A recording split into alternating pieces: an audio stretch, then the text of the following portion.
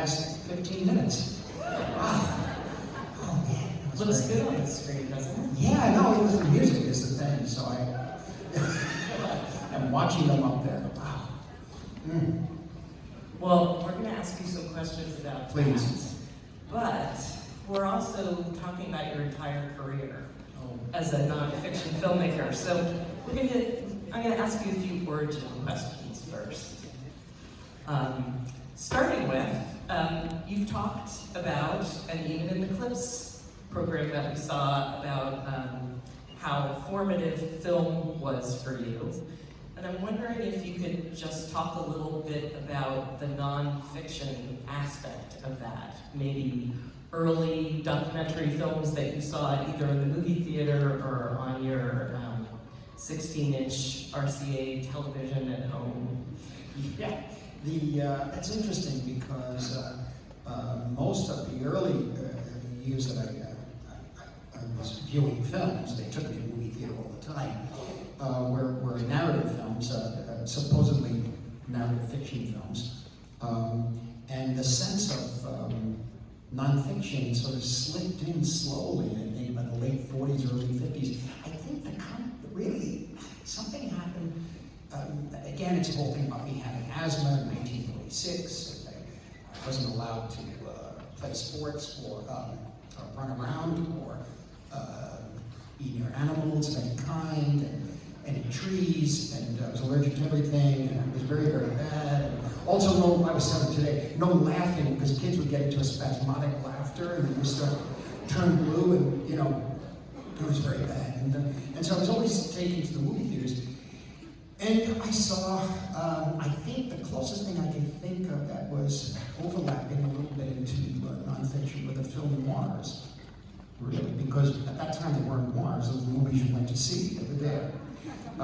The westerns I like. But I think what happened is that, and this is slightly, could be misunderstood because one thinks of, there's a whole thing that goes back to the 40s and 50s and early 60s. If it's black and white and grainy, that means it's real. And that comes from newsreels, you see. Now, with the younger people today, of course, the perception is, camera on an iPhone. So it's a whole different perception of what reality could be, or at least an attempt at capturing a certain kind of reality. In any event, I think that we had a television in 1948, and there were these Italian films shown once a week on Friday night for the Italian-American community in New York. There were 3 local channels, and we saw the neo-realist films. And I could not, I was 5 or 6, and for me, the look of the films, and that grainy black and white TV, and subtitle and that sort of thing, it didn't seem, I know it was still cinema. I know that Wizard of Oz, when it was re-released, that I saw Duel in the Sun, Whispering Smith with Alan Ladd. That was cinema, and this was cinema too. But it had another immediacy to it. And adding to that was the fact that the people in the film, particularly Paisa, the Rossellini film that begins in Sicily, that my grandparents came to the apartment and watching it with my family, and what they were saying, how they were speaking in the film was the way they were speaking. So somehow I was connected to all of it through that film. And I guess that stayed in my mind that way. But ultimately, I could not really see a difference between the two, you see. And then, of course, we became, I think, very, very aware of the nonfiction film in the 50s, and particularly films from the WPA.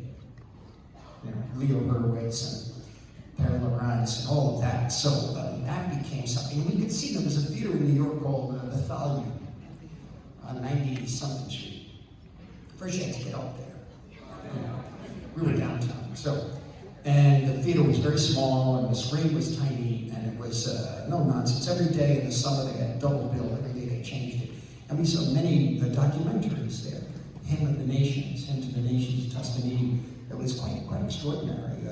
Suddenly, the first time I ever saw an Eisenstein film, just walked in the middle, And so this led to the awareness, particularly of this kind of filmmaking, when I started taking film courses at NYU in 1960.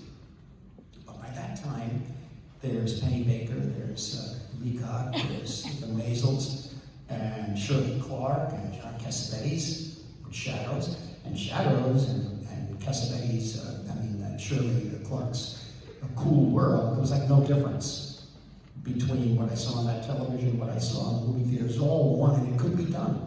You see, so in a sense, they're interrelated so much that once I saw Shadows, even though it's another world for me, and a different, culturally, I was very, very much coming from a little kind of Sicilian village in a way. But when I saw Shadows, I told my friends that night, I said, there's no more excuses. We can do it. Depends on what you have to say. You know? So we started doing everything we could, even if we didn't have anything to say. Just, you know. But we knew that the pictures could be made, and the documentary element was there all the time. Our teacher, Hay Minucci, it wasn't School of the Arts then, it was a couple of classes. It was not like NYU now. But he was only intent on showing us, or helping us, or not showing us, but inspiring us to make documentaries. Anybody who made narrative films in 1959 or 60 that was out here, on the West Coast. There was very little in New York, of independent, you know. Were you resistant to that idea, or were you